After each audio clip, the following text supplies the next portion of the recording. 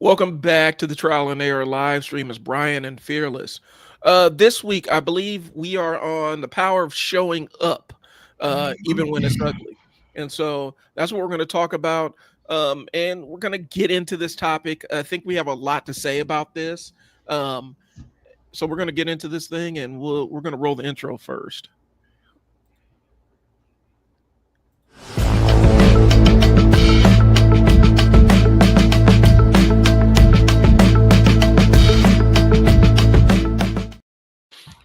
What's up? What's up? It's Brian. It was Fearless here. And this is the Trial and Error podcast. This is basically your living laboratory. Uh, we work through. We use our failures to leverage successful outcomes, and so that's the intent of this podcast. We really want to lean into the concept that you fail till you make it, and a lot of times people quit right at the failure, and that's not what we're here to do. Mm-mm. Mm-mm. Um, we're still figuring out the Facebook thing. I know Fearless has had some issues. I'm having issues with the Facebook thing. So if you comment on Facebook, we may or may not see it. Well, let's see. We got okay. Okay, those are on YouTube. Those on YouTube, yeah. All right, Hey, so kidders. we got a couple of viewers on YouTube. What's up, y'all? Yeah, one is my 12-year-old son. Hello, son. And then the other one is my guy Chris. Right. Chris shows up to every one of my shows. That's what's up. Well, welcome. I hope you guys are having a great morning. Here's the thing.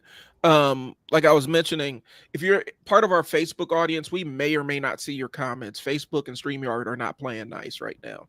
And so Oh, so that what that is? yeah. So So it's StreamYard and Facebook. right. I think there's something on Facebook where they did something with the privacy settings where we can't adjust them once you go live. And I don't understand why. Because that doesn't Oh make any wow. sense. Okay. So um last week, I'm trying to remember what our topic was last week. Yeah. ADHD captured and ran off with it. So this week, You don't have a thing where I when do we have talked about it, yeah, I was about to say, didn't you make notes? I You do had a have it. whole printout, yeah. I do have it. I just got to pull it up. So last I was about week, to say, like, yeah, we did a whole. As soon as you said, I'll remember. last week, networking when you feel like an outsider. There you go. And so I'm this, not gonna lie to you, I would not have remembered that. yeah. So this is the natural follow up to that. The concept is showing up even when it's ugly. And so Mm. for those that don't know, I don't know how you wouldn't know, but my name is Brian. I run a marketing agency named I Sell Words. I also have a program called the Unstuck Sessions. It's really structured problem solving to figure out where you're stuck in your marketing or advertising or business model and proposing ways to get you moving forward. Um, we take where you are and add in where you want to be, and we try to come up with a solution. So that's what we're offering. As a life coach, my job is to kind of get you unstuck with life in general. That works. I like that. This is very simple. Yep. And so what we got is Fearless has he's still in his 100 days of life coaching. Tap in 8:30 every night. It's free. If you see me on here and you want to use my marketing services or whatnot, that's fine. I don't hold anything back in the live stream. So if you have any questions about marketing your business or product, you need to jump in the streams and ask some questions here because I don't hold anything back on either side of it. But get the information while it's free, y'all. And one of the things we found, and this is something I found just doing business, the reality is a lot of times people devalue free information and then you pay for bullshit. And that it doesn't make sense, but the reality is people always attribute the value of something to how much they have to pay for it. Yeah. And so we understand it, but we're still offering it. So for those that see the value in free information, this is your opportunity to jump on here. Yeah, for sure. So last week we went ahead and talked about networking when you feel like an outsider. It gave you some basics of showing up to networking groups when you're uncomfortable. Gave you some tips to be yourself, and show up authentically, and really use active listening, which is listening more than you talk, and not just listening waiting to respond to somebody. It's actually listening empathetically, and hearing what they have to say before you formulate an answer. And so, if you're interested in that, go ahead and jump back. We do these every single week, and you just go to the last live stream and check it out. But networking is a great way if you're trying to launch a product or business, or if you're just curious about doing this stuff and you want to be around other business owners. Uh, Okay. I did have a question. yep. So I was asked a question, and the question was from a viewer, and they were talking to me about about marketing, Uh-huh. and they said, what about networking? They said which one would actually work better, networking in front of people, like in an actual place, or doing it online. Now, what I said was both, but I also said I think it also depends on what you're doing Yep.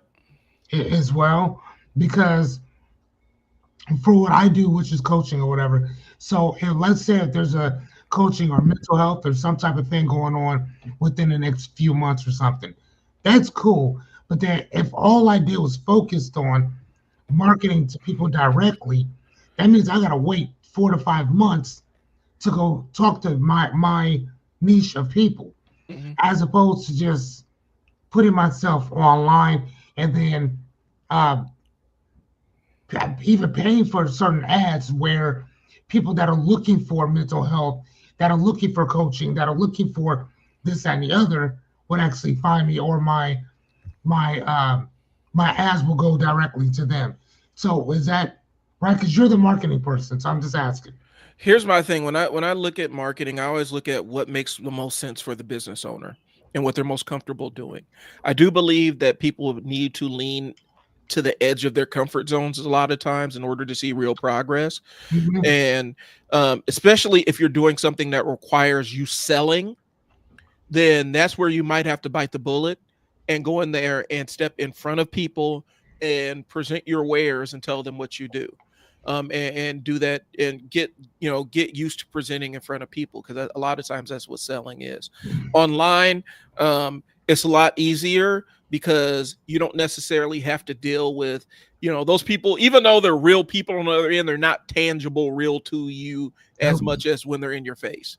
And so I think it depends on what your time frame is and what your business is and what your business model is. I Right. would say if you have to do sales presentations, you probably need to get every opportunity to go out and physically be in the networking groups. Yep. Uh, and if it's more online sales, or you're not having to do sales where you just need to kind of present your product or service, you can rely on online. Like, I think you're right when you're saying both. But every networking group I've ever been in meets once a week, and so there's no gap like that where you would have to wait months to get in front of somebody. It really depends on uh, what your situation is. Okay. I don't think it can hurt. I don't think it hurts to actually get out there and get in front of people, get in people's faces. Because once you have that, then they trust you. Then you can steer them towards the online side of things to continue the conversation. Right. Another thing too that I was looking at was I was talking to you, and you had told me this before, which I'm like, dude, like sometimes like I'm listening, but I don't really see it, I guess, until much later. But here's the thing. This is what I've been saying. Since I've been doing this 100-day thing, Hmm. I've been noticing more and more the excuses that people make for just not starting stuff.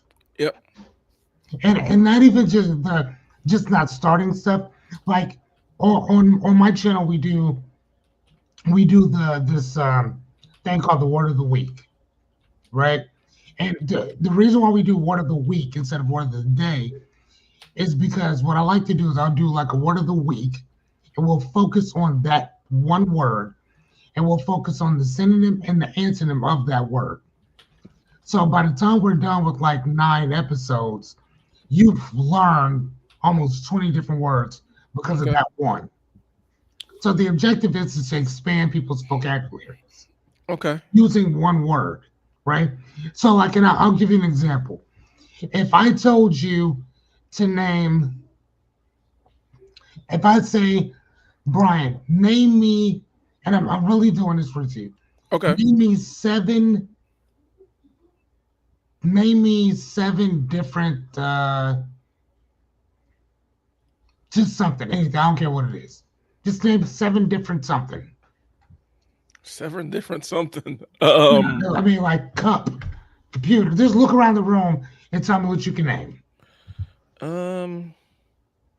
I mean, I guess seven different types of recording equipment. I got a mic. Um. I got a mic. I got my camera. Got my fill light over here.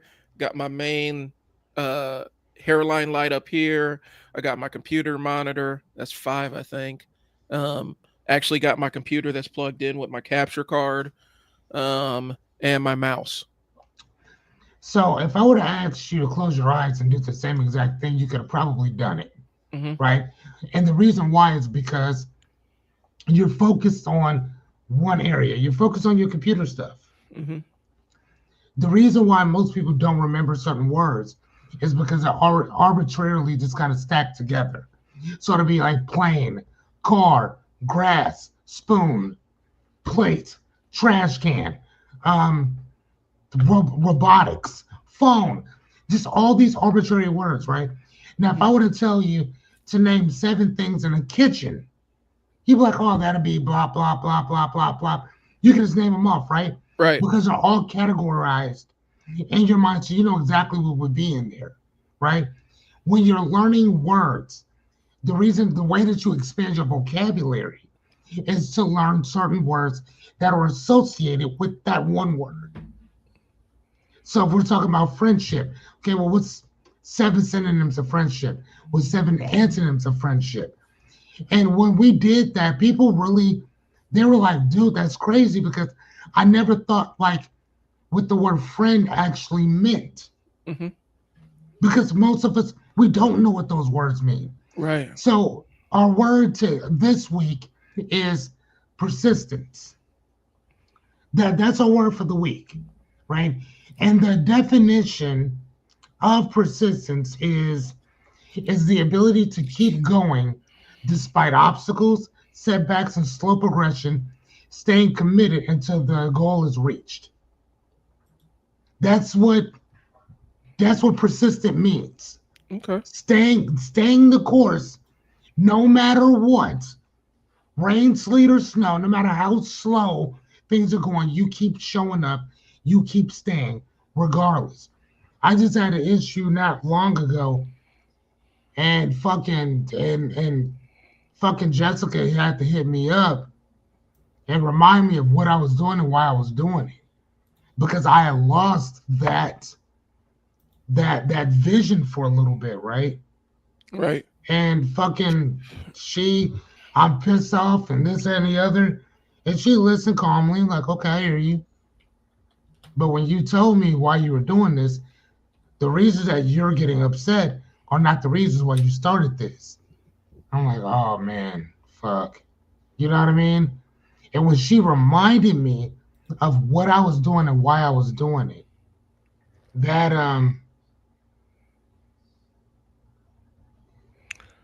oh, that was you. I Yep. was That was like, me. Yep. what? All right, so I'm like, okay. I'm like, damn, that's a good question. Um, but so I was looking at that, and I was really I'm very appreciative of that segue, that reframe of what I was doing and why I was doing it. Okay. And I think that we forget that. But again, persistence is that word, and um, determination is the synonym of that, which means firm intent to achieve a goal. And then the antonym of persistence is quitting, giving up before the job is finished. And that's kind of what I was. That's what I was doing. And Jessica was like a staunch. She's like, "Nah, bro, you can do that, but that's not really you. So what are we doing? You know what I mean?" And Right. like that really brought me back to, man, like thank you for reminding me of that. You know what I mean? And now I go about things a whole lot different because of that one conversation that I had with her. But persistence, I think, is the word of the day pertaining to a lot of what we do. Because here's the thing: sometimes people are not going to show up. Right. In a lot of cases, people are not going to show up, especially for shit that actually helps them. Well, Especially for shit that helps them. and I think one of the things that goes into that, when it comes to something that benefits you, there's a level of vulnerability that comes with that.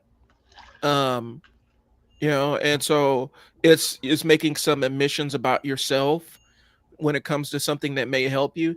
And sometimes it's just easier to avoid the thing that will actually help you than it is to actually go in and kind of make that admission and make that ownership of yourself, and deal with it and be that vulnerable in that moment. It's a weird thing, we avoid a lot of the things that may benefit us. I know a lot of people that always talk about going to the gym but struggle to actually get there because it's very uncomfortable for them, but the act of going would benefit them and help out, even if it's not the physical side of it, it's the mental side of it. And Right. But but I mean, mentally, we do that, yep. but that basically means that we're normalizing mediocrity. Right. I'm sorry, go ahead, man. I cut you Well, off.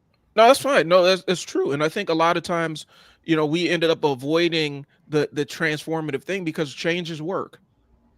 Changing something about yourself actually is work. And sometimes it's easier to avoid the work, if we're being honest. And so Hmm. I do think sometimes people avoid just because they'd rather deal with the hardship that is certain, as opposed to the freedom that is uncertain, if that makes sense. Right. Nope, I got you. So, and the biggest thing is, and I know you guys, I'm scrolling the questions, or the questions for today at the bottom of the screen. But today we are talking about showing up when it's uncomfortable and messy and not polished, because that's where real growth lives. Yeah. Uncomfortability brings a lot of growth, because then you learn how to be comfortable in situations where you are uncomfortable. That means you've grown. Okay. So the questions that we have for today is, what's something that felt cringe? What's something you did that felt cringy at the time, but it helped you grow? How do you stay consistent when motivation runs out? And have you ever surprised yourself at what happened when you simply showed up?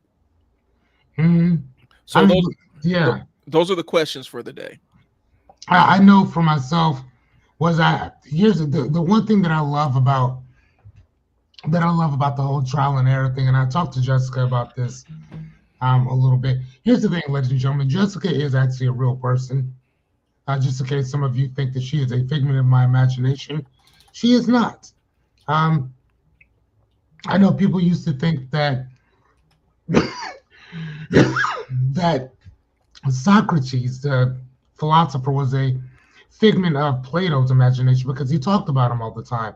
But here's the thing: no, Socrates never wrote anything down, and Plato wrote everything that Socrates said down. And if it wasn't for the fact that Socrates had such a public death, you would have sworn that Socrates was just a figment of Plato's imagination. Right. Just throwing it out there. But we were talking about the whole trial and error thing, and I said, when I look at the hero's journey, people talk about that shit like, oh, but it's a really good journey. I don't talk about it. I embody that. I study it. I live it. I breathe through it because I think that once you understand exactly where you are in that stage of that journey, it once you see where you are, then you kind of know exactly what we need to do to get you to the next step. And the thing that I love about trial and error is that was one of the key motivations that got me started with doing my own Acts Fearless thing. If you remember, because Yep. we had talked about, I had told you, I said, hey, man, I think I want to do this a little bit more than just once a week. I got a lot of stuff to talk about. And you're like, man, I would love to do, but I got other stuff going on. I got this, I got that. And then I just so happened to talk to Julie. And then that whole thing just kind of changed the trajectory of everything. But here's the thing, I've been wanting to do it. I think that I just had all kind of other excuses and alibis for not to. But one of, I think, the biggest things that, excuse me, that we have is the lack of experience. Yeah. And not just a lack of experience, the lack of just showing up to do it anyway. Like you're gonna mess up. It's gonna happen. Right. You know, I have messed up so many times on air. It is crazy. Crazy. How many times I've actually messed up on air. You know what I'm saying? Like literally everything shut off. I gotta restart everything. All kinds of stuff will happen. Hmm. Um, there was one time where my camera wasn't working, then my mic stopped working, and because I'm using an Apple computer, and I had to go in, update my updates, and then once I did that, everything started working just fine. Right. And so again, I mean, it's always going to be something, but the thing is that you have to consistently keep showing up. And here's the thing: most of the people that I've been doing this now for 81 days. 81 days will be today. Thank you, Christopher, for reminding me. 81 episodes today straight. So we're not talking. I haven't taken any breaks. Every single one of our episodes are about an hour, hour and a half. Hmm. Every single day. And most of the time, for the most part, I'm talking to myself. There's not other people on. There are other people here, but I'm more or less asking questions as opposed to having a dialogue. If we're having a dialogue like Brian and I are having right now, dude, these things will be way longer, Right. way longer. I mean, way longer. So it's y'all should be lucky that there ain't somebody else on there who's just as verbose as me.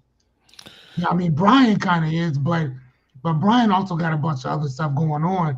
So we come in, we dump a lot of stuff on you, and then we're gone. So if you have any questions, you can always ask this, ask that, and then we go from there. But that's kind of how I'm looking at it. That persistence, Right. showing up. Well, and I know one of the things is like our experiences a lot of times are subjective. So when we're sitting there Mhm. talking to an audience, we're sitting there talking to an audience, we got all this stuff running, even on here. Like, it's, sometimes we'll sit up and look and see how many people are watching and, try to shift it up and say, oh, I got to get these points in because I got a lot of people watching and stuff like that.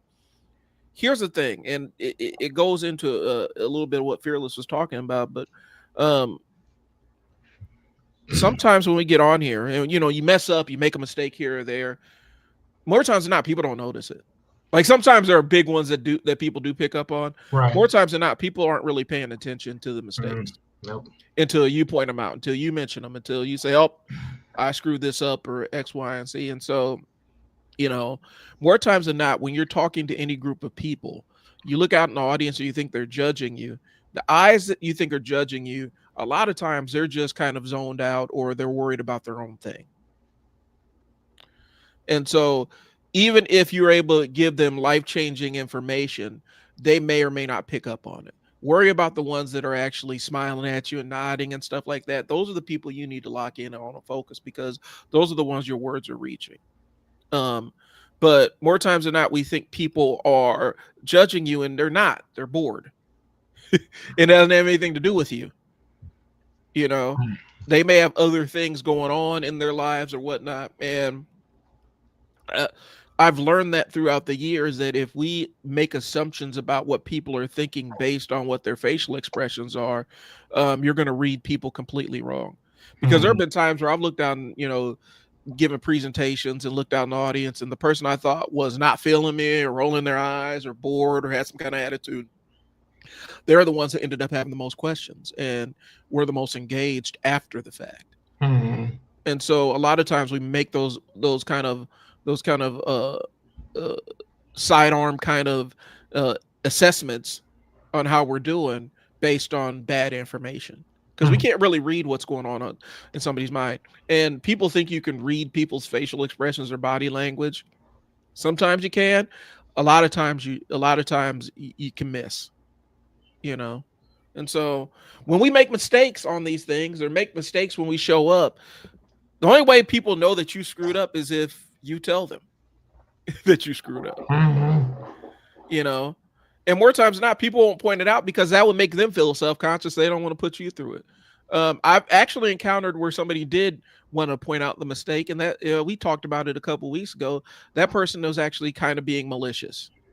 Yeah, I remember that. Yeah, and so, but that's a different ball of wax. Okay, here's the thing, visibility beats perfection. A lot of times, people just seeing you showing up, that beats showing up in a perfected manner. And a lot of times trying to show up perfect actually can make people feel uncomfortable because they aren't showing up perfect themselves. Okay. Fearless is demonstrating this. Sometimes it's not exactly you're not talented enough for something. It's just you need more reps. You need to get more reps in. You need to get more repetition in. That's it. And a lot of times people want to avoid the reps because they're uncomfortable, but the reps are the way that you get better. Yep. Okay. And charisma fades, consistency builds trust. You know, you can have somebody super charismatic and they wrap you in for the first episode, but if you're not showing up consistently and you're not consistently providing value, they're eventually going to get through all the charisma stuff. That's why a lot of times when you see these people on YouTube, the social media guys, the marketing gurus and stuff, you only see maybe an hour or two of them at a time. And they're giving you their highlights. They're giving you their best stuff in that hour or two a time. Because if you had to spend 6 hours with them, that's going to fade. And they may not have anything other, they can be good for that power hour, but that's about it. And then they run out of information they can tell you. So I think a lot of times people overvalue the charismatic person because more times than not, that person that's supernatural on camera, they either have a lot of practice or it's just something that was innately they're born with, where they're on stage. And some people are like that, where you put a light on them and they're on and they could just go. Most of us ain't like that. A lot of times it takes practice, it takes repetition and everything. And so I think, we talk about it all the time. When you're on social media and kind of looking around, you're comparing your outtakes to everybody else's highlights. And you're seeing people, a lot of times when you see these clips on social media, you're seeing people at their absolute best because it's been edited that way to show them in the best light possible. You're not seeing the mistakes or the flubs or where they say 1,000 times or misuse a word because that stuff's been edited out. But if you're expecting the same out of yourself, that's a non-starter. I was just talking to a young man yesterday at the Tesla dealership. I took myself. I took my son and my friend Anya, and we all went to Council Bluff to go test drive the Cyber truck, right? And again, I don't like test driving cars without my kid. So, and we went out, we test drove it, drove around, did our thing. And when we were done, we were like, what do you think? And he's like, Dad, it's like, I don't know. I said, you know what, son, I kind of feel the same way. Like, I'm like, I don't know if it was that thing. You know what I mean? Yeah. Like, when I test drove my Model Y, I knew, oh my dude, this is it. Like I don't want nothing else. This is the car that I want. When I test drove the Cybertruck, I was just more like, eh, nah, I mean, okay. It's a very smooth driving vehicle.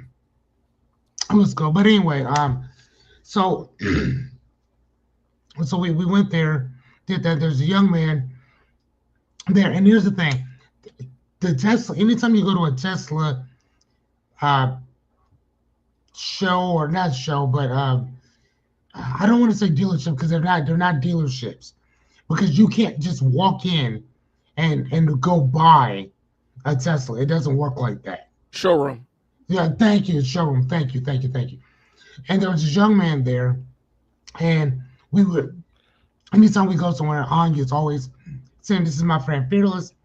He's a life coach. He does podcasting every single night. Today's eighth, whatever." So she's always hyping me up everywhere she goes, but she does it for herself too. Mm-hmm. So he and I get to talking, and he's telling me that, "Oh yeah, like I've been doing a little bit of some of that too." I'm like, "Oh, awesome. What's your channel?" And he tells me, I'm like, "Oh, cool." And we go into talking about it, and he tells me I've done 2 videos. I say, "Oh, I mean that's better than nothing." Right. And I'm like, "How when we go into the setup and this and the other?" He said, "Well, I stopped doing it because I was doing it with my friend, and he doesn't want to do it anymore." So I'm like, "Oh, okay." I said, "But you still play video games, right?" He said, "Yeah." I said, "You still got all your camera equipment, right?" He said, "Yeah." He said, "But if I do it and nobody shows up, then what?" I'm like, "So let me ask you, do you ever talk to yourself?" He's like, "Not really." I'm like, "Can you give commentary as you're playing your game?" He said, "Oh yeah." I said, "So where's your camera position?" He said, "Well, it's up here." I said, "Okay." So you're trying to tell me that you can't have your camera in the same position, play your game, and just be talking about you know what I'm saying? Yeah. Be talking about this. I'm like, well, what are you talking about? Like, are you trying to tell me that you can't have the camera here and be off to the side talking about the game to yourself and just asking questions? You know what I'm saying? Like, hey, you guys ever play this? I'm like, dude, somebody comes in, they may be wondering who you're talking to. You can be like, "Man, I'm talking to myself," or "I'm talking to my friend over here." Right. Or I'm like, when I started, I was so scared, I was so nervous. I actually had my AirPod and I had my friend Jessica in my ear because I didn't know if anybody was gonna show up for any of this shit. Yeah. I was scared to death. 46 years old, scared than a motherfucker. Put her in my ear, and then we were just talking back and forth, back and forth, back and forth, right? And that's what got me through the first week or so. And then I was like, "All right, well, why don't you just come on with me?" And then that lasted for all of, I think, a couple days. And and that's cool, you know. My whole thing was is that I wanted something a little different. And I was scared though. Scared of what? I don't know. But I Yeah. was nervous. And putting her in my ear is what and doing those repetitions. Right now, I don't need anybody to do this. Like I can write up my own stuff. I'll chat GPT some stuff. I'll do this. For me on my show, I like to do everything in visual. Right. You know what I'm saying? So I'll go to Google Docs. I'll go to Google Slides. I learn how to create my own slideshow. I'll see some of your stuff, take some of your idea, take that shit back to my lab, create my own stuff, and go from there. That's what I like to do. You know what I'm saying? But you Yeah. don't know that until you're doing it. So I'm talking to this dude. I'm like, "Bro, first and foremost, a lot of people like Teslas." I said, "The great thing about you guys is that you don't earn a commission. They don't earn commissions there at all. So if you buy one, then you buy one. But they don't get any commission for that." So I'm like, "Dude, you can have more people coming in just to come in and test drive. You could be going in the back and talking to the service techs about some of the, like, give me 5 myths about owning a Tesla that people don't know. I'm saying, can you guys record in here? And you say, yeah. I'm like, bro, what are you doing? You have nothing but time and opportunity to build in here. Right. You can build your own channel based on something that you know about. And people will actually ask you a bunch of questions because a lot of people will love to know what Tesla is and how it works and this and the other. And you can answer all these questions. Uh, You know what I'm saying? So go ahead. well, I mean, and jumping back to this question, because I think maybe that's the original sticking point. What if I record it and nobody shows up? Well, if you don't record it, nobody's going to show up.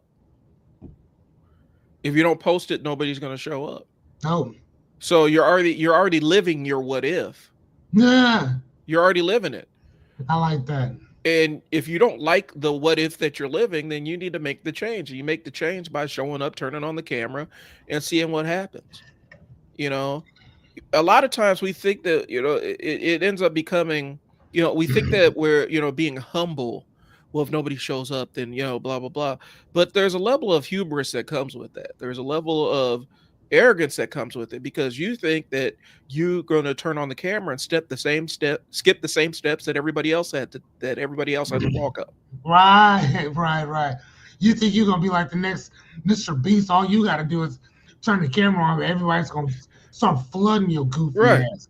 Hey, it's not gonna happen like It that. doesn't work like that, man. Not at all. I mean, Now, here's the thing: some people do attract that. There's yeah, some people that that just have that magnetic factor yeah. with them that they go in and like, oh, okay, and for some reason people just get attracted by you, and then that's it. But other motherfuckers like myself, we gonna have to thug this out. Yeah. And that's the reality. Most, That you know, part. people are sitting in the with all the rest of us average folk wanting to have the outcomes of the 1% that are able to turn on a camera and have 10,000 followers the next week. Hey, it don't work like that for most people. I'm No. Mr. Beast had to do what, a video where he counted to like 1 million, to get the followers and stuff. He did stuff like that to draw in the viewers. And I think a lot of times people want to skip those steps. Don't skip the steps. Don't think that you can skip the steps. And the way I put it is like, it's like trying to bake a cake with half the ingredients. Mm. It's not going to turn out. You're gonna bake something. You're going to bake something, but it's not going to be something that you want to eat. And I think a lot of times people are looking for the quick, fast, and easy way to do X, Y, and Z. When you talk to most YouTubers out there, most YouTubers, the ones that are smart, aren't trying to do this for ad revenue, because Mhm. that's a long path, and that's still a long shot. It may happen where you get ad revenue to live off of. More times than not, most people don't make that. They make enough to maybe buy some Taco Bell once a month or something. And so basically, here's the thing, y'all, because Jessica and I, we just watched this video, and we were reading the analytics and all the stuff that with YouTube. In order for you to make money off of YouTube, your video, number one, you have to have at least 1,000 subscribers for your shit to be monetized. Yeah. That number one. Number two, you will earn anywhere from $5 to $10 per 1,000 Yep. videos. Well, not videos, per 1,000 views. Yeah. So that basically means that if you want to make $30, you need to have at least 3,000 views. Yeah. 30,000, right? Like, no, excuse me, 3,000. So if you want to make 300, that means that 3,000 has to turn into 30,000. Mm-hmm. So then 300, that's how you make money. So, like the chick said, she said, when I go on and I look up, I'll look at my analytics. If I want to make this amount of money, I know how many videos I need to go make. I need to know. I can tell you how many times I need to push this video. Right. or this and the other. But some videos will go viral, whereas other ones don't. And again, unfortunately, you're not going to know. So you have to just keep posting, keep posting, keep posting. So one of the things that I talked to Jessica about, dealing with what I'm doing right now and building Ags Fearless, I don't give two fucks whether I'm monetized or not. At least not at this present moment of time. I don't. My money will come in on the back end. Right. I'm not worried about this. My objective was twofold. Um, and Chris said that's before taxes. Correct. That's before. Because again, that $5 to $10 that you make, that's before taxes. And they will take that money out because they want their money too. Greedy fucks. Anyway, so yeah, so either way, they want their money. Period. But like I told Jessica, I'm not worried about whether I'm not worried about Patreon. I'm not worried about any of that shit right now. My whole objective right now, is just the back end, putting my content out, putting out enough, putting out enough content, enough value Right. that everything else. Here's the thing: when I'm done with I have 19 shows left. Everything that I have, I've given. I'll probably do. Here's the thing: I'll still make more videos. They just won't be hour-long videos. And if anything, we will probably take that content and do something different with it. Right. Um, One of the things that Brian and I kind of talked about was putting it behind the paywall. Yeah. You know what I'm saying? I mean, because they're all basically there.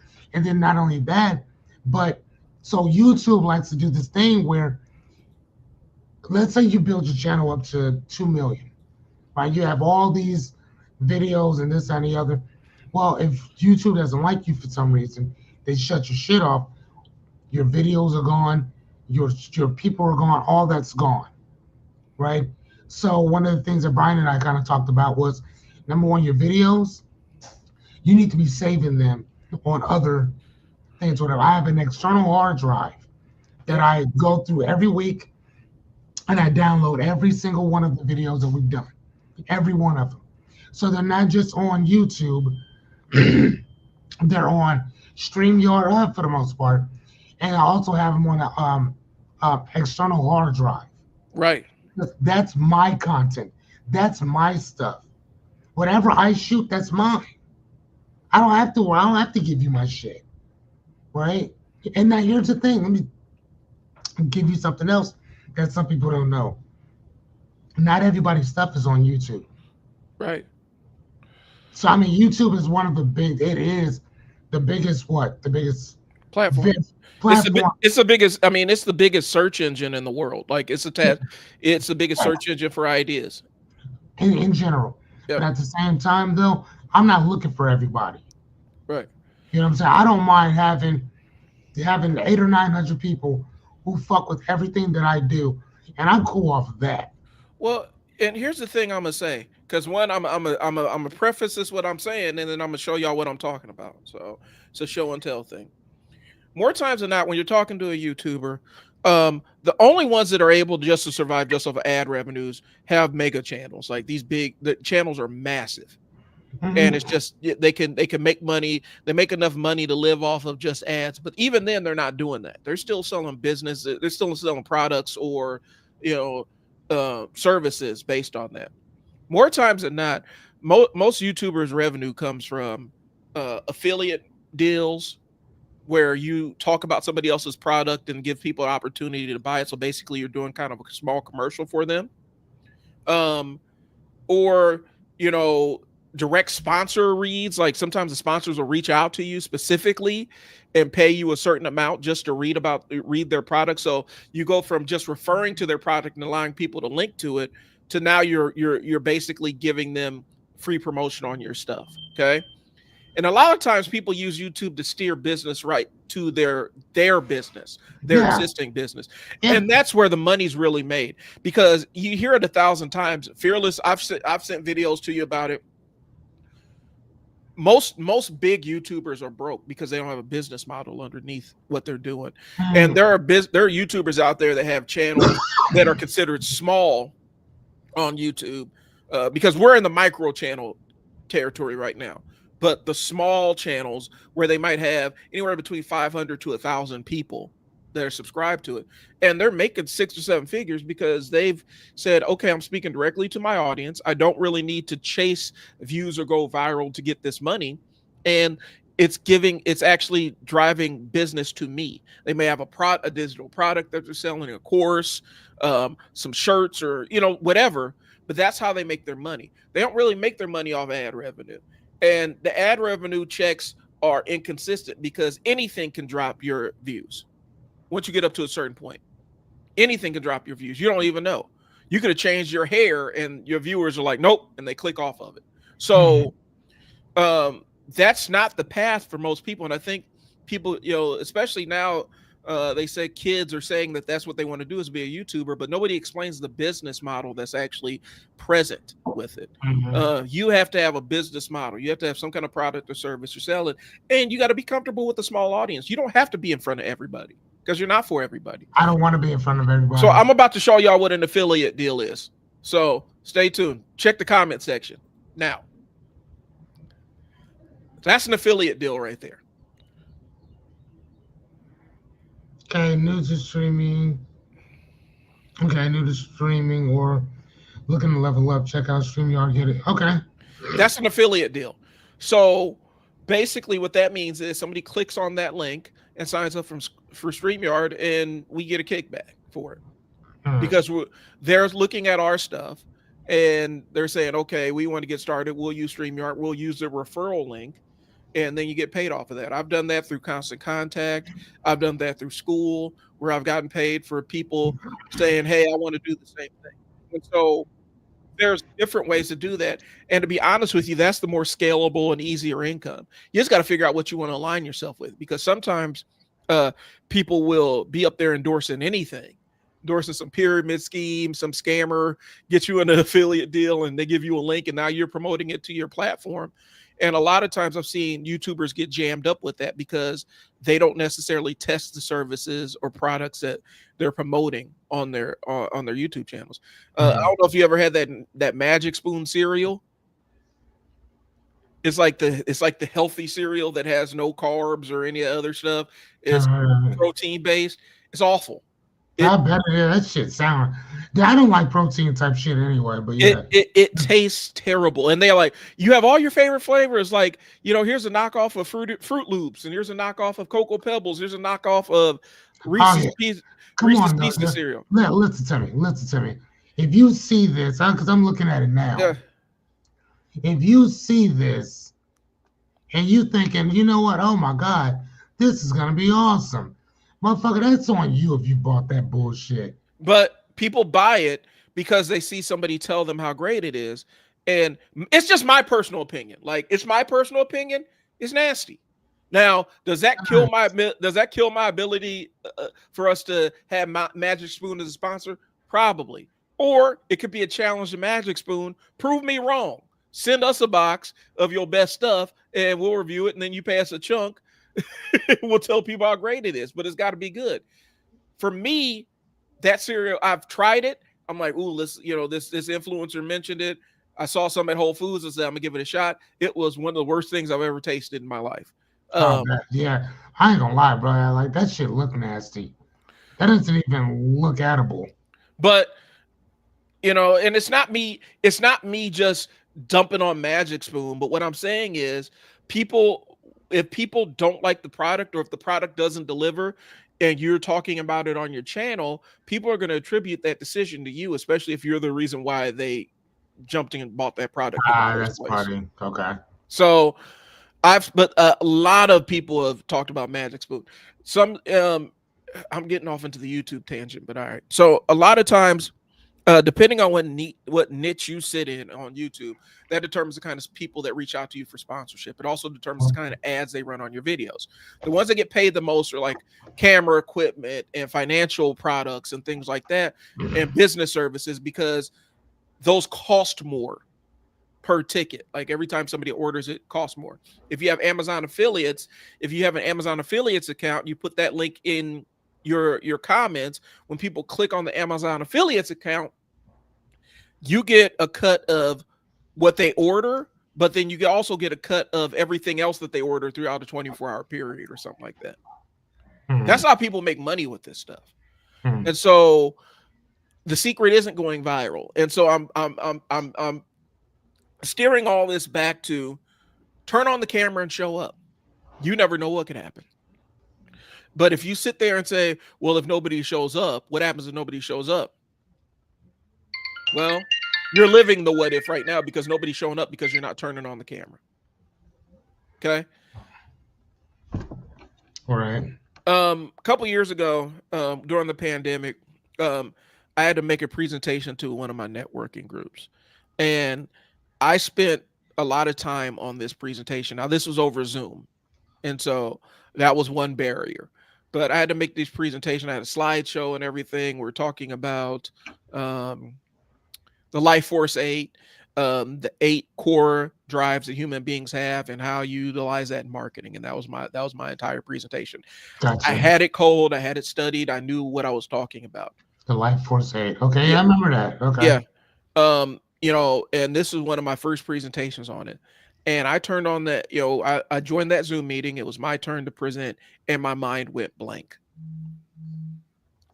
And I felt like I stumbled and stammered all over that, like all over that presentation. It to this day, I think it was one of the worst things I'd ever done. I think it was one of the worst presentations I've ever had. And after that meeting, I'm like, oh, it was awful. I was terrible during that. More people were reaching out to me, asking me about it. They thought I did great. They're talking about how informative it was. And I thought it was one of the worst things that I ever done. And to this day, I still think it's probably one of the worst presentations I've ever made. But people responded to it. I showed up and did it, and it was awful in my mind. Right. But people still got something out of it. And so a lot of times we put that burden of expectation, the expectations we feel, the burden we feel is our own. And we're attributing our own burden, our own expectations to everybody else outside of us. We're the ones putting the pressure on us. And for me, it was a matter of I was putting all this pressure on myself to perform at this standard or execute at this level that, one, I don't know if I was prepared to do at the time yet, because this is my first time presenting it. And two, I really didn't need to. All I needed to do was just show up. All I needed to do in that instance was be the C student. And I'm mad because I didn't get an A, or I didn't feel like I earned an A. And so we end up burdening ourselves with these expectations, and it's unfair. Like we're sabotaging ourselves with these high expectations of ourselves and expecting to be perfect the very first time. And so that's the power showing up. Whenever we talk about something as cringe, I would almost say let's lean into that and say, this is something I'm uncomfortable. This allows me to evolve.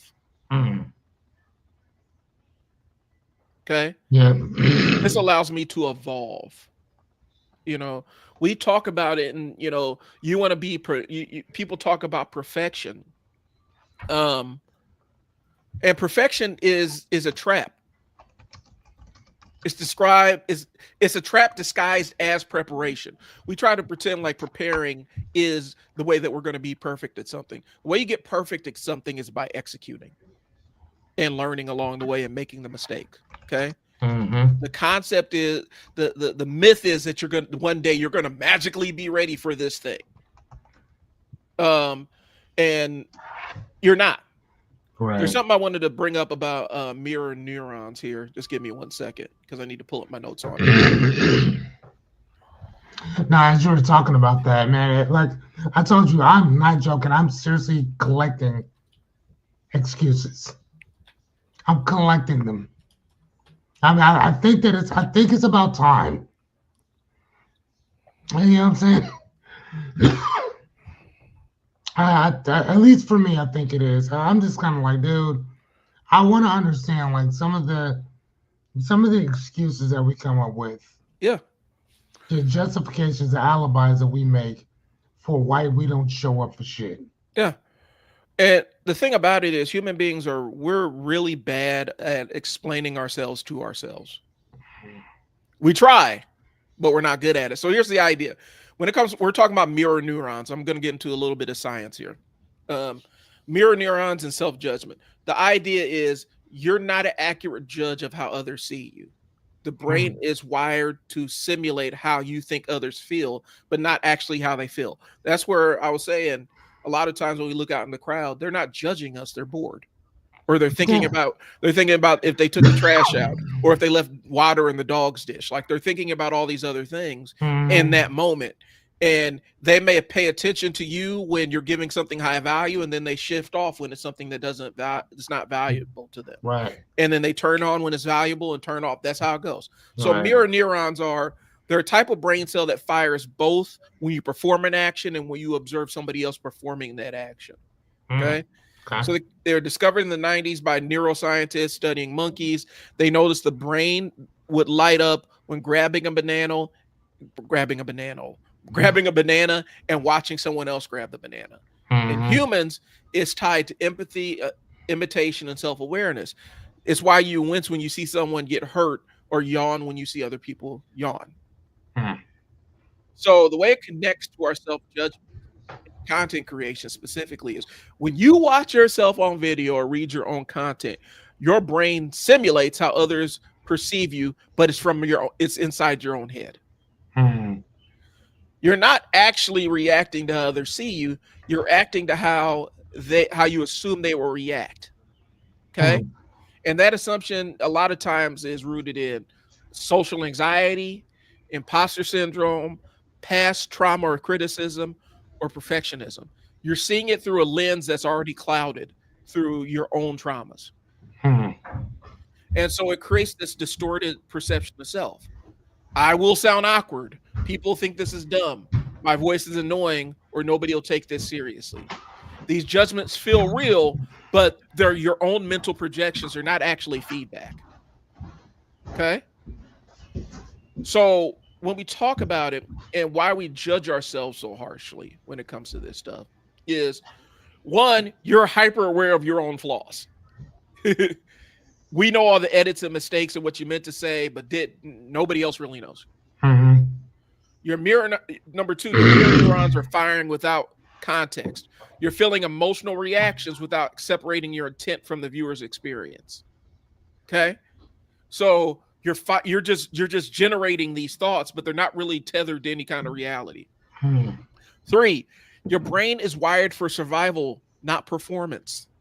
From an evolutionary standpoint, standing out in the group is a risk.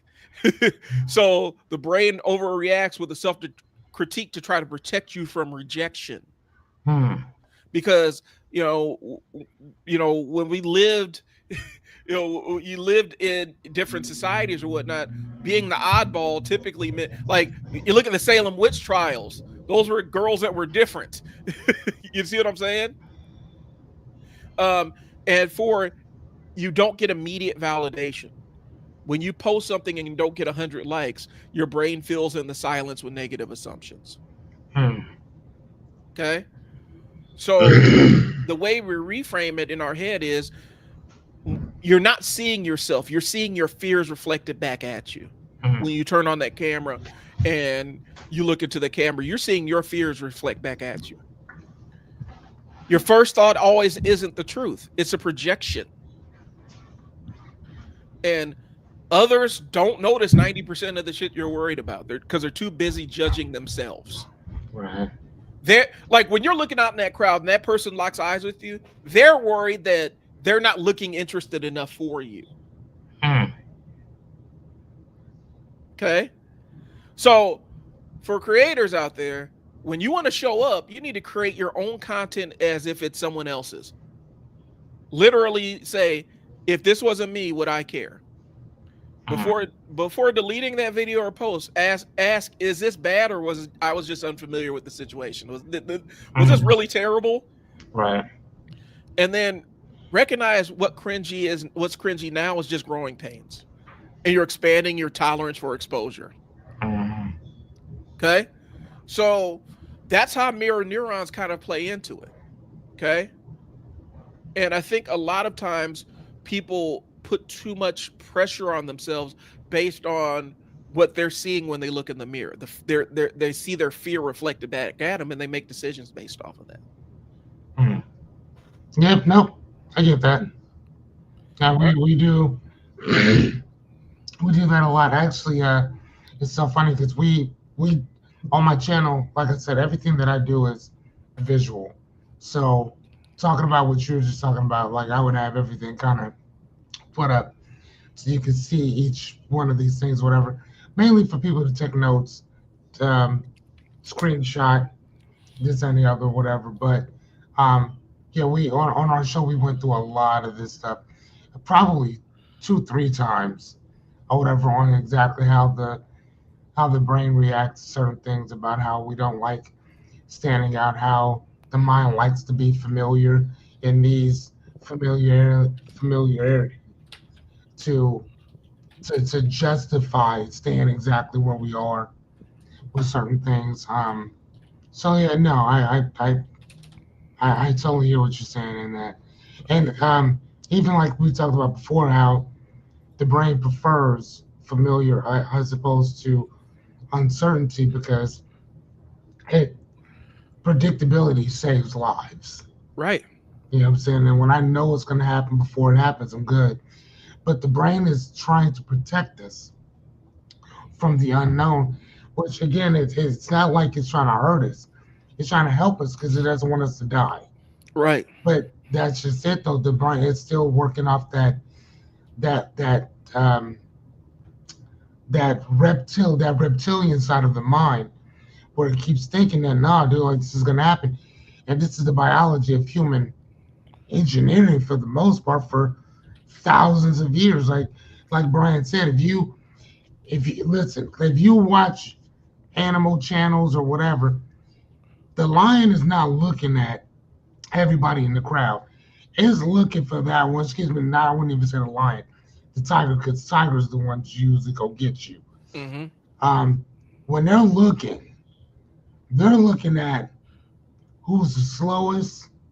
They're looking at who, who, who can I go get right now out of all of them. You're not looking for the quickest, the fastest, the buckets, the this and the other.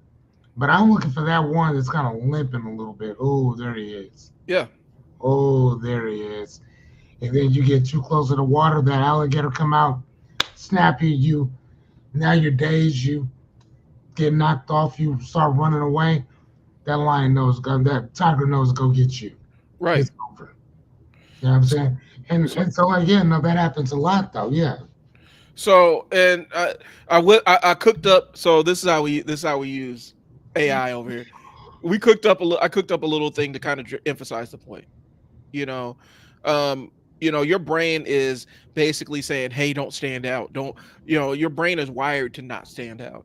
But a lot of times when we do presentations and stuff, where we show up to events and putting ourselves out there, you are trying to stand out, and so you're actively doing something your brain is working against. Right. And so we just had the conversation about mirror neurons. This is how this is basically a distillation of what we just talked about. You know, um, I think a lot of times people, what is it called, maladaptive, Mhm. where you end up using adaptations that don't really benefit you, and a lot of times it's born out of a trauma, or some trauma or fear of avoidance of something. Um, You know what's crazy about this is that this thing, and I understand that AI is still learning and it can find all kind of different things, but this sometimes the shit that this thing spells is just horrible. it is, it's awful. Man, sometimes, and again, I know this is the first like real iteration of what it's going to be. I mean, I can Yeah, only imagine what it's going to look like in the next year or two or 5 years. yeah. You know what I'm saying? Like I can only imagine. Well, and a lot of times it struggles. The reason why is it struggles recognizing text that's not typed. Like if it's got to generate the text, it's not good at, because that's a technology that's still, like, they've been working on that one. Man, shoot. When I was working at What do you mean by that? when I was working at my shelter, I used Evernote, and Evernote was a note-taking software. I remember that.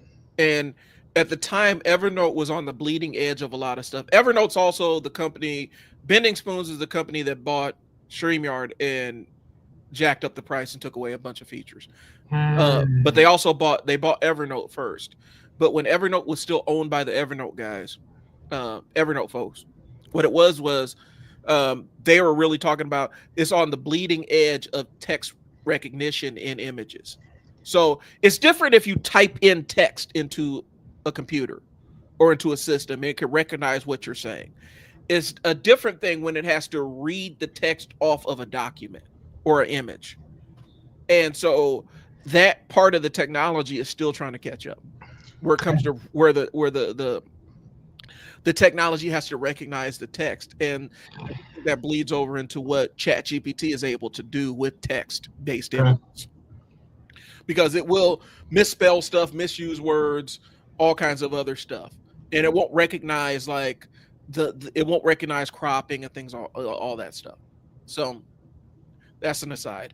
Um, let's power through this. So we talked about mirror neurons. We're talking about how a lot of times we're just looking at we our vision is distorted by our own fears. Yep. Long story. I mean, that's the shortest way I can say it. Our vision is the what we see is distorted by our own fears.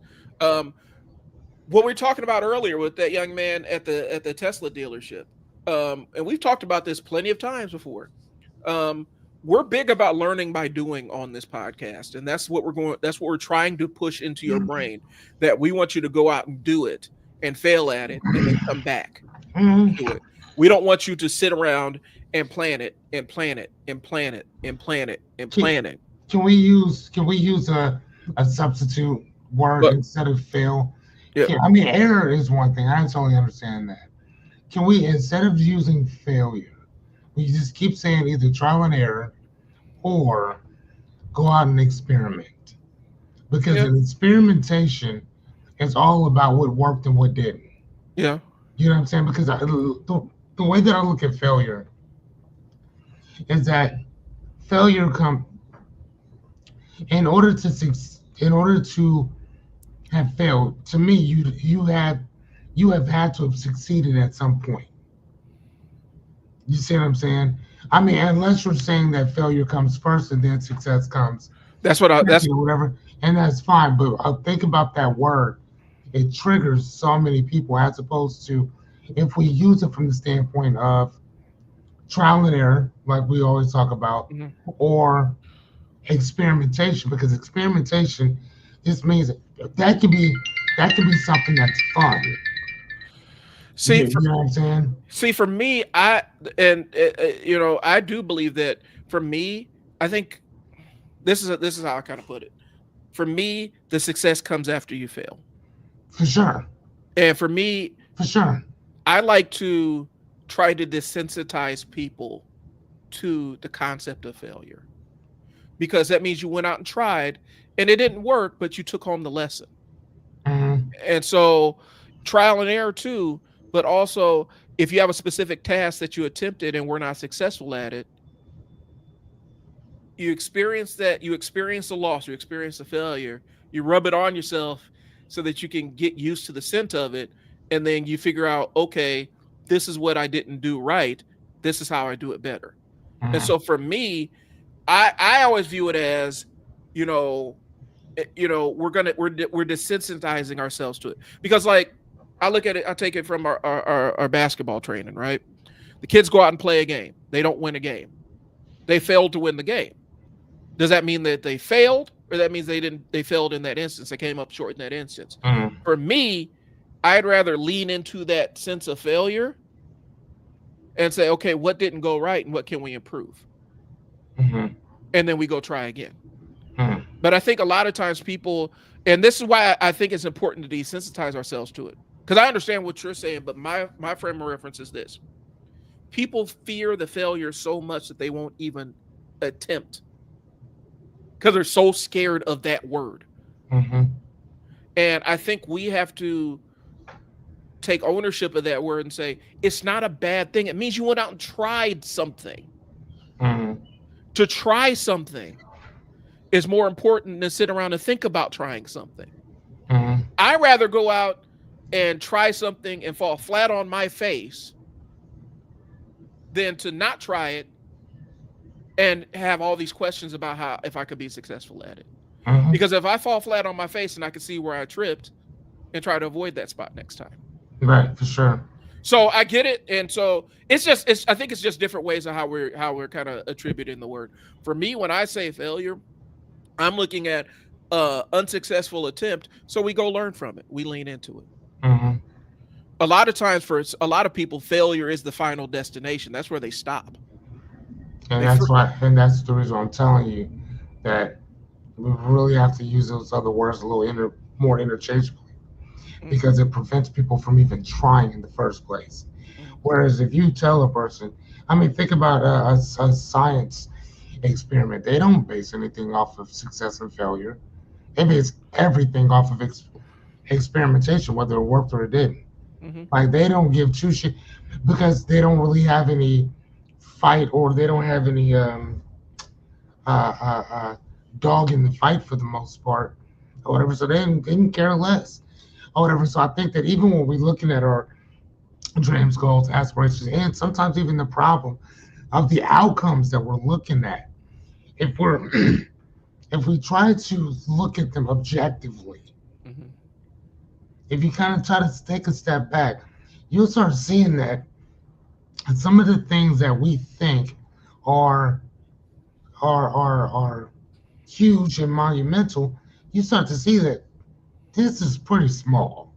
This is not, what I thought that it was going to be, and that's only because you're looking at it now from a bird's eye view instead of being directly up on it. So I think that for I, for myself, I would say that yeah, for sure.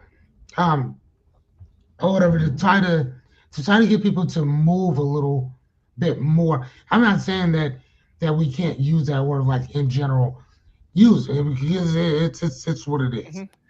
But in order to get a person to at least take that first step, I take that out of the equation and I put in either A, trial and error, Mhm. or B, experimentation. I don't even use the F word yet until I have at least taken a few first steps, fail, got back up, take a few more. Then we can kind of go there. You know what I'm saying? Yeah, But at least what it does is it allows me to, it allows us to kind of poke our heads out like, oh, okay, well, I don't see it anywhere. Take a few couple steps, take a couple more, take a couple more, to the point where now, again, when we first started, bro, you know as well as I do, I wasn't up here just doing our, you know what I'm saying, doing any of this stuff. But again, I had to, well, like I told you, it wasn't about trial and success or failure for me. It mhm, was about, like we said before, trial and error. Just go try it out, see what happens. yeah, Try it out, see what happens. Try it out, see what happens. Experiment, just see what happens, and then you can challenge yourself based off of that. You see what I'm saying? When we started doing this together, and yeah. we said, "Hey, let's start going live." How many how many times do we go? How many times do we do uh, uh, uh what are those things? How many times do we record and never put the damn things out? I mean, you would always Yeah, I'll put them out. put them But out, but not like to the point where we're doing now, where it's bam, bam, bam, bam, bam, every single week. Bam, this is what we're doing. This is what we're doing, and I would always kind of him and haw about, oh, okay, well, yeah, yeah, we can do them, but you put them out. Now, fuck that. Like I told the young man I was talking to, he was like, man, editing is where I just have the biggest trouble. I said, okay, cool. I said, I think most people have that same problem. So why are you editing everything? Why not just go live? Huh? Like, yeah, I mean, I'm like, dude, you have 2 episodes. Two. yeah, I'm not telling you to keep it that way forever, but what I am saying is that you can shoot a video, you can run it through Opus Pro or whatever. It'll B-roll for you. It'll put all this stuff in for you. Hit your numbers, do what you need to do, and then hit the button, and it will put it out for you. Yeah. So again, I mean, and I guess it's going the long way of saying that the thing that really got him was, dude, just see what happens. Yeah. You ain't got no subscribers like that, so you have no idea what's gonna work or what's not. Well, and so that's why, remember we talked about it, where I'm like, you haven't earned the right to call yourself a failure You yet. haven't even earned that right. And so Right. See, I love that. for me, I look at it like, I love that. You haven't earned the right to call yourself a failure. and so for me, I look at it like the monster in the closet, right? Like when you're little, Yeah. you're like, there's a monster in the closet, and you believe in your mind that there's a monster in the closet, there's something in there, until the older person comes in the room, walks you to the closet, shows you that there's nothing in there, and it's your own mind playing tricks on you, right? Right. For me, I think we view that failure, the unsuccessful attempt, as the monster in the closet. Yeah. And for me, I'd rather, it may be we're talking about, you're talking about super early stage. I'm talking about going out. You've kind of, now I'm going to go out there and get this on, get the failure on me, so that I can lean in and get success. And that's what I think that's where we are, because again, my whole thing, like, I mean, think about kind of what we do now. Mm-hmm. You know what I'm saying? Like I told you before, your avatar is me. Yeah. And somebody who already has money, somebody who already has time, somebody who already has their shit together, or whatever. I'm looking to create a different type of experience now. And I don't have the experience. I don't have the know-how. I don't have the rigmarole of understanding what I need to understand. I can get on YouTube, which I still do, mm-hmm. or I can say, hey, Brian, how do I do this? Brian, what's going on with that? Brian, you know what I'm saying? Yeah. So again, for me, I can use that word. You know what I'm saying? But again, think about it. What really inspired me? It wasn't failure. It was trial and error. Oh shit, that's different. Yeah, I could do that. Yeah, let's just go see what happens. Let's see what works and what didn't work. Like I would still like to be able to use my phone for different things, whatever. But here's the thing. I have this camera and I also have this one. By the way, they sent me a brand new camera. Wow. Dude, brand new. Because they said that the backing on it was so messed up. They said that they could not replace that at all. So they just sent me a brand new one. So now I have those. DJI's customer service is pretty amazing. And their stuff is amazing. Here's the thing, because of you, I now have two, not only cameras, but I also have them both where they're both what is that? For the warranty. They're both warranted. Okay. Both of them. So this one's warranted through DJI. My other one is warranted through Nebraska Furniture Mart. I mean, yeah, I'm good, baby. I'm good. So I guess for me, like I said, I'm a little bit later stage, and for me, I'm actually motivated. Like, and maybe my mind is just wired differently than a lot of people. Oh, okay, talk to me. So I'm motivated by, I went out and wasn't successful. I'm gonna get it right this time.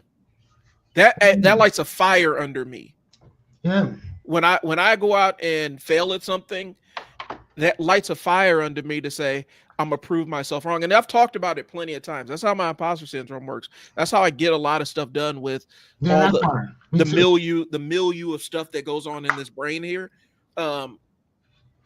When I always try to prove myself wrong when my negative inner voice is talking to me. Mm-hmm. And so that's why I'm like, if I go out there and I'm not successful, then for me, that's the fuel I need to go out there and chase the success. And so for me, when I talk about somebody failing or failure, I don't view failure as a destination. I view it as a step along the path.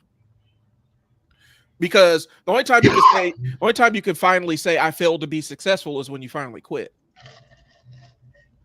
But if along the way I encounter turbulence and encounter failures, that means I've encountered lessons that I still need to learn. Mm-hmm. And so when I think of failure, and when I say it, it's kind of, it might be different than how other people perceive it. Because for me, the act of failing at something is a motivating factor. That means I need to come back and get better. For some people, it's their exit point. It's where they want to quit. And I think that's where there's a lot of work. That's where that shows there's work to be done. Because Mm-hmm. if you're willing to give up on this thing so fast, then you go back and say, was this thing really that valuable to me? Mm-hmm. Did I really want to do this? Was I really motivated to do this? Or is it just something I thought I wanted to do until I encountered difficulty and then I dropped it? And Yeah. so for me, when I say failure, I don't view it as the end of anything. I view it Yeah. as we went to this point, we failed at it, we're going to take a step back, learn where we messed up, and then we're going to succeed here, and we're going to keep having success till we hit the next point of failure. And Yeah. that's how we keep going, and that's how we move forward. But for somebody that's super early stage, um Trial and that error, that that shit, man. that may not be ideal for them, but I think at some point as they move along the way, they're going to have to embrace the concept of, I failed at this thing and I'm going to go try it again. I'm going to try it again until I'm successful at it. Yeah. So that I appreciate that. And I think, hopefully depending on who's watching and where you fall along between me and Fearless, that may inform who makes more sense for you to work with. Mm-hmm. So, you know, Get that, in. so like I said, for me, the dopamine hit, there's a dopamine trap when you're constantly planning. Planning is amazing, bro. Like planning and learning, Go get my planning it. gun in the kitchen. Planning is the best thing in the world. Like when you're sitting there thinking about doing something, that's exciting and that's motivating when you're just in the thinking phase. The problem is some people never evolve past the thinking phase. And Is that that on the table or that's all they do. on the They couch? never move past It should be on the table or next to the chair. they never move past thinking about it or Oh planning shit, it. it's in here. Sorry.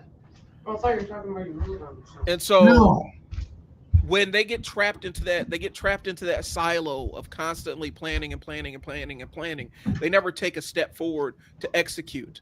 And the real learning comes with execution, not just coming up with the idea. This is Gotcha. why the feedback's more important than the perfect preparation. Gotcha.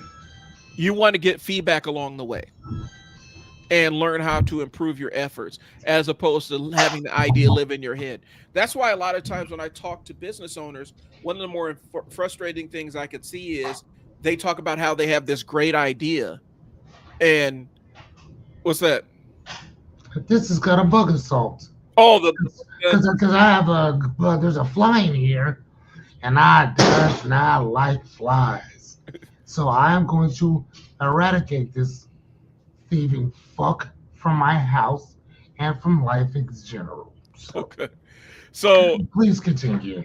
So a lot of times they get caught up in that cycle of over planning and stuff, and since they never execute, they never get any of the lesson that's waiting for them. Mm-hmm. And the framework is learn, apply, adjust, repeat. You have to apply it. You have to execute the thing. Can you send that to me, please? What, the framework? Yep. All right. Learn, apply, adjust, repeat. I'll send that to you. How do you want to email, or do you want me to just drop it in the private chat? I mean, shit, just email it to me. Okay. That's fine.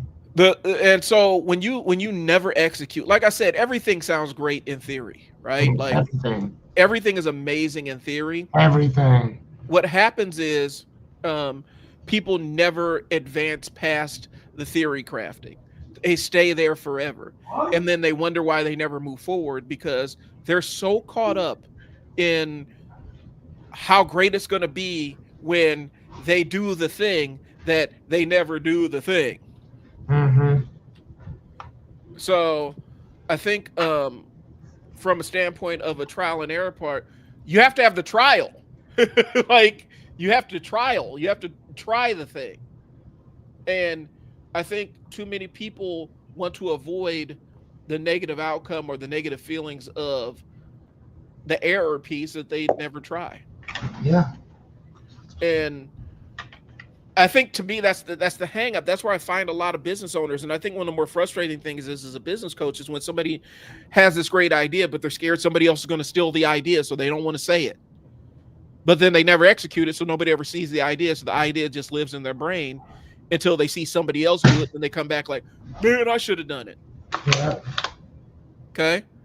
So that's kind of where we're at, man. And I think whatever way Fearless and I can help, wherever you are along the path, this is just reaching out to us. Or if you need any bugs killed, we got your back on that too. Matter of fact, I will come to your house and do that for free. Please. And so this is where, my services normally begin with they normally begin with the audit of your social media and website and all the other stuff to figure out where you are and then talk to you about versus where you want to be. And so if you want to book a time with me, I'll go ahead and post the link, my Calendly link, so that you can see how to get in contact with me and get started on that. Fearless is on here every single night. Yeah, every night for free. So I am not doing at this point I am not doing any personalized coaching. Everything is just come on through, come chill out, answer what I will answer whatever questions you have. I let a lady come through and she paid me quite a bit, and I don't even know if I told you I gave that lady her money back. Okay. I gave it back to her, and we're talking about $3,000 or $4,000. I sent it right back to her, and I told her, I said, no, I'm my word is my word. I said I would help for free. I'm helping for free. So please come through, come, this, that, and the other. And she's basically said that I'll just wait till you're done. She's like, I don't mind just waiting until you're done, and then I'll just pay you then. I said, all right, well, do that. But I'm like, in the meantime, in between time, you're more than welcome to come get some free coaching, this and the other. And she does watch the show. Okay. Though she does watch it. But the type of help that she wants is not necessarily on that type of thing. But I did say for 100 days, for 100 episodes, I would not charge for anything. I am here to help, and I love helping. Like this isn't something that I have to do. It's something I get to do, man. I fucking love this. Like even doing this stuff with you, bro. Like I anticipate sitting down and just chopping it up. I very much do. I anticipate it. Well, and I think the thing is, people underestimate. We talked about it. People underestimate where you have somebody who's willing to listen as it is, and all they're asking for is your time. That's it.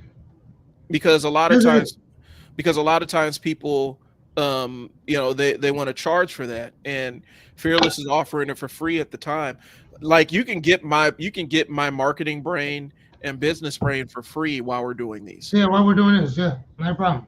And I don't, like I said, I always tell people, and I'm not exaggerating, I don't hold anything back. I tell you exactly what I think and what I know at the time. And I don't try to put it, well, you gotta pay me to get more. I don't believe in that.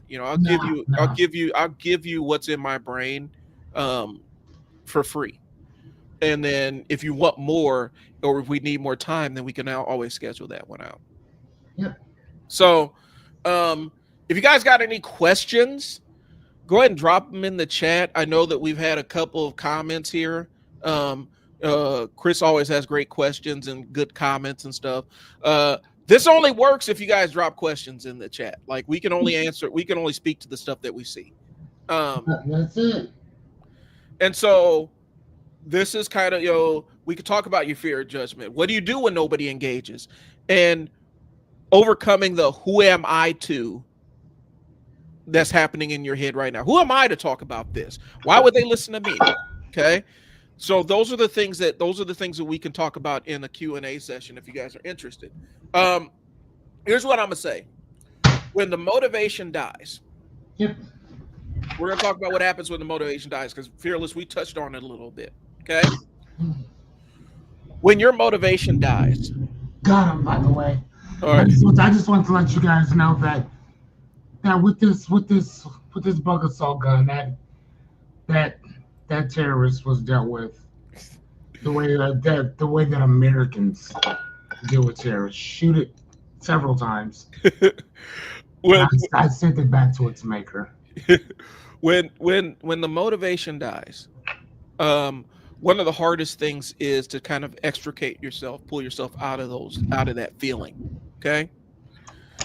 This is where your systems do come into place. This is when your habits come into place. Um, the last week or so has been really kind of um there's been a lot going on in one of my businesses, and it's been draining. And Friday I didn't feel like getting on the live stream and working. And I normally do my Friday live stream where we co-work. It's for ADHD brains. People can log in and bring their tasks that they need to get done, and they can have somebody that's working alongside them.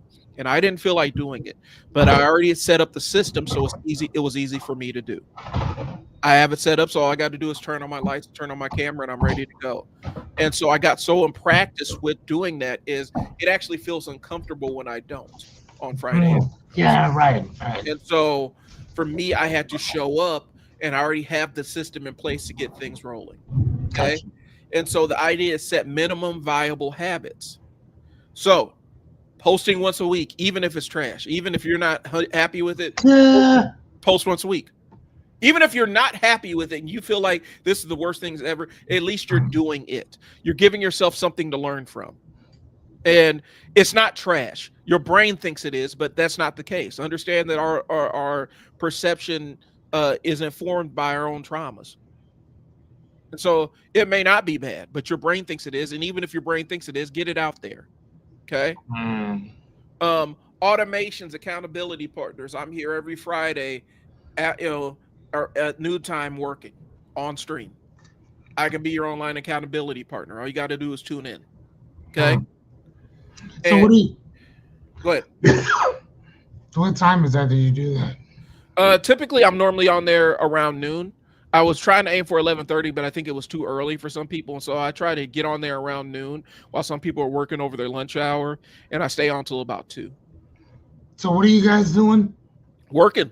So that's typically where I'll bring tasks that I want to knock out before the weekend, Okay. and what I'll do is I'll work in sprints. So I'll work for 10 minutes, and then every 10 minutes I stop to take marketing questions. I stop to take task questions, stuff related to ADHD.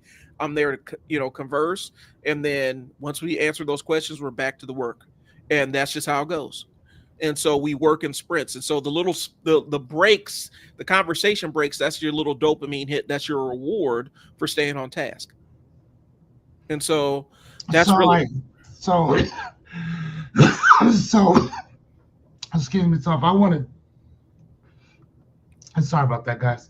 And so if I wanted to work on my website and stuff and calendar type stuff and this and the other, I could come to this. What is it? What do you call it? I call it the Unstuck live stream. Okay. Actually the Unstuck Friday co-working live stream. And we just co-work on there. So yeah. Hey, unstuck. What? Oh, typically I have my naming conventions. It's the Unstuck co-working live stream. Because I do the Unstuck live stream on Mondays. Working live on what? It's on this same channel, like say on my Facebook, on my YouTube. I was doing it on Twitch. I'm thinking I'm probably going to switch back to my LinkedIn because I think there's more value. I got more engagement on LinkedIn. I think I'm gonna just say Twitch for gaming, Okay. marketing stuff. But I do it on my main profile, YouTube, and it's going to be LinkedIn. Tune into any one of those places, and we can make that thing happen. Okay, so if I want to start building out my website, if I want to do like that calendar thing that you keep talking about, Calendly, Yeah, Calendly. Calendly, if I want to start putting up videos and this and the other for my website and this and the other, creating a funnel, I guess, if you will, an audit type thing, Mhm. the funnel type thing or whatever, I can do all this with you. Yep. Okay, cool. So that I will be here on Friday. On what platform? Facebook. Main place to reach is going to be my main Facebook page. Why don't you use this? I do use StreamYard. I use StreamYard to like normally it's on StreamYard. I'm actually going to be trying to move that off of StreamYard and put that on some local streaming software just because my StreamYard limits how many places I can post at the same time. We're posting all this stuff now. What are you talking about? But I have my own StreamYard account that I post stuff on because those live streams can go long and I don't want to eat up all the space on this shared one. I mean, do you take them off and put your stuff on? I do take them off, but yeah, I mean, it's not a big deal. I could use this And one. do no, just use this one. Okay. I mean, it's already there, bro. But I mean, I use it every night, and then I'm actually cleaning. I have to go back through, and I'm actually probably today or tomorrow gonna go back through and clean out all the stuff that we're not using. So if you already have everything saved, then I can go back and I can download all the stuff that I've done yet, and then get us back to zero for the Okay. 50 hours or whatever. But no, dude, why not just use this? Get off from the thing, or whatever. It's a lot easier. We can send a link to people if they want to chime in and come on, and we can just be all sitting there, kind of chilling out, working together. Okay. All right. Fuck, Well, let's do that. all right. Then we'll plan for that this Friday. And so yeah, the Unstuck live stream. I just got to bring on my stuff and create a studio for it, so that's not a big deal. All right, Um, cool, do that. but yeah, if you have your minimum viable habits, that helps out a lot because at least once a week, it's easy to punch in once a week. When people start talking about every single day, what Fearless is doing, it isn't what a lot of people are wired to do.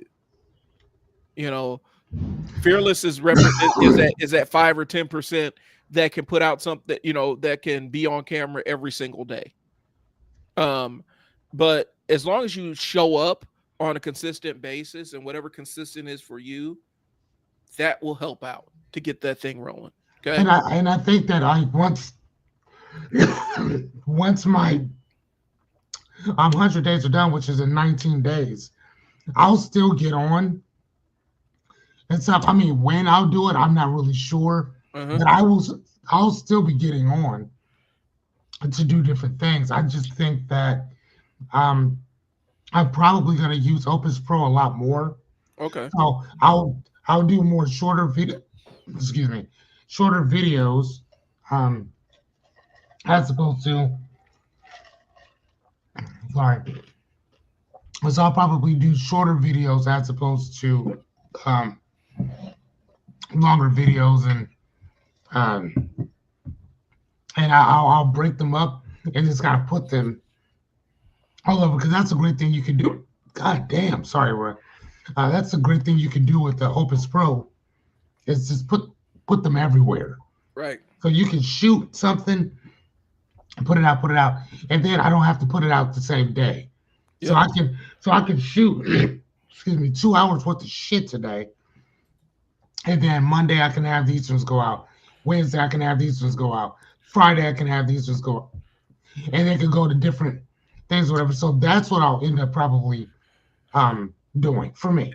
And there's one more service that I've seen people use. It's called Restream, where it will broadcast your live stream, but it'll do it like you can restream it. So you don't have to. So it could broadcast your live stream at a different time. So it records the entire live stream and then we'll broadcast it at specific times. Oh, So really? not only do you live stream at the time you're live, but then it will it's almost like, how do I put it? Reruns. Basically, it airs your live stream as reruns Hmm. for when other people are, because sometimes you may have an audience at a specific time, but you're not streaming at that time. And so Restream allows you to do that. Oh, really? Okay. And so, and I was looking into dabbling in that. I haven't rolled it out, but I've seen people utilize it to pretty good effect. Okay. One of the things is, and so we're getting close to the end here. the thing is, you have to develop emotional resilience when it comes to this stuff, especially if you're going to be in front of a camera, especially if you're going to be putting yourself out there and showing up. Emotional resilience is something that a skill that you do have to build up. Like, one of the challenges is on YouTube. The YouTube comment section has gotten better in recent years, but it's still one of the worst places on earth. Like, it's one of the worst. It's one of the worst places. Like, if it was an actual physical place, it would probably be blacklisted by every major country from traveling. It's one of the worst places you'll ever find. And the reason why YouTube comment sections are miserable is because the people that will dwell in YouTube comment sections are the people that never start anything. They never do anything. They never create anything. They never put themselves out there. But they will tell you how to start something, how to create something, and how to put yourself out there, and then judge you for every step, every mistake, everything. So they just sit in the comment section to make you miserable. Yeah. And to argue with you and to engage you, because it's like, it's like the dudes I see online that their entire online persona is picking fights with women. Like, that's all they do is just pick fights with women on social media. And a lot of what you say, that's what they do. Yeah. Their whole thing is to get on there and pick fights with them. And because that's the only way they can get anybody to it. That's the only way they can Oh get. my God, I love it. And I'm talking to a narrow population of dudes, but that's the only way they can get women. Oh my God, that's the only so way they can get funny. women to engage them. The only way they can get women to engage them is going out and being antagonistic and picking fights with them. Because in real life, they can't really get anybody to engage them for longer than 5 or 10 minutes. And so Oh my gosh. the YouTube comment section is, and most comment sections on social media platforms. Oh my God, that's funny. Most comment sections on social media have this to a degree, but YouTube is really bad with it. Facebook's kind of bad with it. There's always somebody negative in the comments looking. If they see that you're out here shining and doing your own thing and feeling confident, their job is to knock you down a peg. Their job is to tell you what you're doing is wrong. I've seen, I watch a lot of weightlifting and powerlifting content. I've seen people literally setting records, deadlifting, 1,200 pounds, like 1,200, 1,400 pounds of weight, pulling it off of the floor and holding it in their hands. And there's somebody in the comment section telling you how their form is wrong. Now, this person never deadlifted anything close to what this person is doing, but they're going to tell this expert, this person that's dedicated their life to it, how they're doing it wrong. Right. And so the challenge for people when it comes to showing up is you have to be fully aware of the existence of these people and to not pay them any attention, because they will derail your progress. Especially if you're still building your skill of emotional resilience. People pop up and say really negative and nasty things just to mess with you. I have a story. The only viral video I ever did is one I ended up deleting. Because I misattributed something. I said something wrong. And that was the video that exploded, where I was like 5,000 views in 10 minutes, And what did you say? Oh, it was some off the cuff. Basically it was old. It was a marketing video, and I was referencing there was this old MTV interview with Fat Joe. And he was talking about why he opened up a bar. And he basically was saying at a bar, he's like, I can take this same shot glass of liquor and mix in some juice and whatnot and charge 3 times more. And he's like, that's a better comeback than crack. And I said something along, like I was talking about it, and instantly bartending YouTube jumped all over me and descended upon me. He's like, this guy doesn't know how to mix drinks. I don't, because I don't really drink like that. I got eviscerated on that one. But it happened so fast that I didn't see that the likes were I had more likes on it and more people were like, okay, I get the concept of what he's saying. Even though I may not agree with exactly what he said, I get the context of what he's saying. Gotcha. And I had way more likes and shares for that than the negatives, but the negatives, like it flattened me. And I'm like, oh my God, and I had to take it down. And that's how the comment section got me. That was my first lesson in it. And now if I have a negative comment, I just say, oh, thanks for watching. And I keep moving. Because I know sometimes it's good feedback, but more times than not, it's just somebody trying to knock you down a peg. Mm-hmm. And I think that's the fear a lot of people have when it comes to showing up. You're worried about that critic in the audience. You're worried about that bad, that one bad person that means well that wants to make you look bad. And the reality is, it doesn't matter whether you're putting yourself out there or not. That person's going to show up at your highest moment to try to kick you down. Gotcha. That's inevitable. Mm-hmm. So why prolong it? Why try to avoid it? Mm-hmm. Lean into it, make it happen. Yeah, lean into it. So let's go ahead and wrap this thing up. Okay. Key takeaways. Just because you show up and you're not pleased with how you show up, it's better than being absent and not showing up at all. That part. Consistency builds confidence, and the only real failure is hiding. And I don't even like that. I view failure as a step along the way. Okay. So the challenge for y'all is this. And I have an official challenge. I'm not going to do it because it may be too much for some people. It probably is. But if you're thinking about turning on the camera and talking to people on the camera, then do it. Show up at least, commit yourself to once a week, whether anybody watches it or not, and just do it. And get the experience on you. So that get the stink on you. Get the stink, the feeling of nobody watching. Get that on you. Because here's the thing. You get to build your reps in a vacuum, which is a very powerful thing. Build your reps without the burden of other people critiquing or correcting you. You get to hear the sound of your own voice and you get to create your own unique voice in that echo chamber. So it's not a bad thing. The last thing you want is to turn on the camera and you got 10,000 people watching you and then you're not very good. Does that make sense? You don't have the reps on you. You don't have the experience on you. Okay. That's where the danger is. And then tag me and Fearless. When you post something that you were scared to post, tag me or Fearless.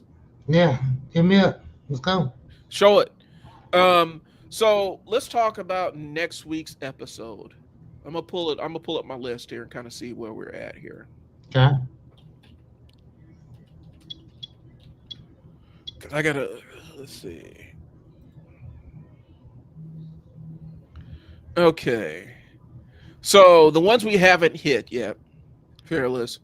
We've already done burnout. We've done the confidence gap. We haven't done pricing mistakes and how to fix them. That's one that we have not done. We've done the perfectionism.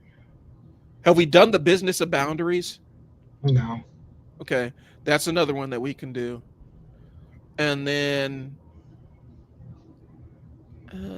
time management for the chronically distracted. That's ADHD special. We haven't done that one. Okay.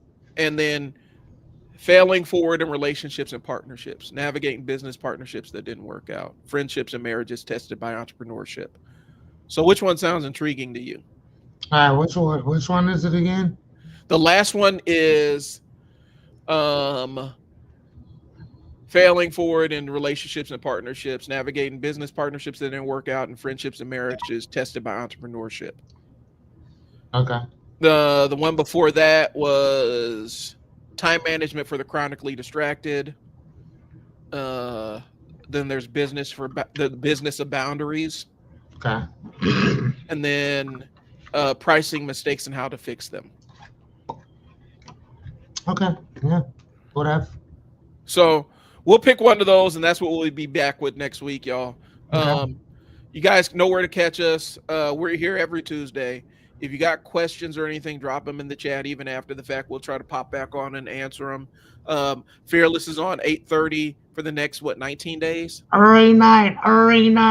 Every night.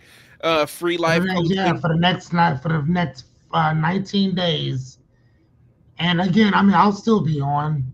I'm not sure when, what Mhm. time, or something like that, or whatever. But we will still be on. But this is all when it's all free, because the next 100 days is just going to be a blitz of building out my practice and going from there. Okay. So we'll be doing content, but it'll be basically to build my practice, because my objective is that it's more like a two-piece objective, right? The objective is to number one, everything that I plan and everything I'm going to do for other people, I have to do for myself first. Hmm. So the first thing is first is building out your content. That's number one. We're not talking about building out a following. We're not doing all that. You can't build a following if you ain't got no, if you have nothing for them to follow, right? So the objective is number one, build out the content, Hmm. right? Number two, develop and create your online structure. So whether that's here, I'm writing this stuff down as we talk. So that's like what Brian and I will start doing, and you guys can watch. So we're gonna create a website to be able to host my stuff. We'll also do calendar. Well, he said Calendly Hmm. type stuff, and that's basically to book me. We'll do our back end Stripe type payment stuff, and then we'll do our thing with doing our videos and stuff like that, whatever, and then whatever educational um, stuff that we have. So there's 4 or 5 different things, and I'm sure there's a lot more. But this is what I want to get started with building. Once we're built this, then it's basically marketing the company within itself. Um, what am I doing? How am I going about doing it? I want to build it all out so you guys can see all of it. Build my practice, and then I want to teach other people how to do exactly what I just did, or whatever. So, and I'm doing all this because, and the reason why I'm doing 100 episodes is because, bro, if you're not dedicated to doing the bare fucking minimum in this thing, how are you gonna be how are you gonna be inspired? How are you gonna be motivated? How are Yeah. you gonna be disciplined to do to build your practice? I mean, again, and I'm not necessarily saying that everybody has to go through the same rigmarole that I'm doing. I'm not saying that because it's not going to be the same for everybody. But I think that building an audit of where you are on this um, hero's journey or whatever is kind of my thing. It's to kind of guide you through that and building out um, a palatable, sustainable coaching practice. That is my objective. Okay. Like that's what I do. So my guy Brian here will focus on business in general, and we'll probably do the same exact thing. But right now, this is what I am focused on to do and why I'm doing it. Yep. And I'll be there to help Fearless along the way so that Well, you yeah, can, you guys can watch, yeah, you or got, I guess on Friday. yeah, we'll start on Friday, and you guys get a chance to see some of the marketing decisions and how a marketer kind of perceives some of this stuff. So that's what we got on Friday on the Unstuck sessions. Um, and then again, we're gonna, we listed what the topics are for next week. Um, if you guys got any questions, we talk about the power showing up, but you guys show up, but make sure that you show up with questions too, because that's the only way that you're going to get the value out of this is if you ask the questions that are burning on your mind. A lot of times people will ask questions off the stream, and that's fine.